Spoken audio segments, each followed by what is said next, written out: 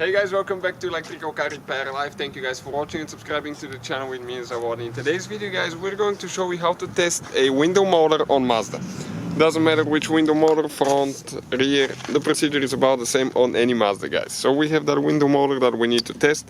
The window doesn't go up and down, and as a result we need to see if it's the motor, if it's a switch.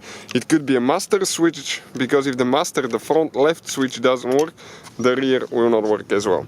So all we need is 2 alligator clips now guys. Okay, we're going to show you in just a minute, and we're going to go ahead, open the hood of the car.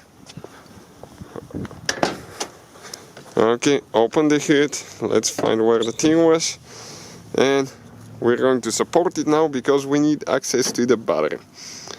We have guys more than 200 videos, okay, on every Mazda car that we get at the shop, more than 200 videos, so please guys hit that subscribe button for more videos. Now, all we need to do, every motor, almost every motor has 2 wires, okay, you can see, most of the times you have only 2 wires, and one is positive, one is negative. When you flip them, the motor will go counterclockwise, okay, the opposite direction. So depending on where you place the negative and the positive. So it doesn't matter usually where you place them if you have only 2 wires. So now, if we touch, okay, the battery terminals now with one cable, positive, one negative, check what's going to happen.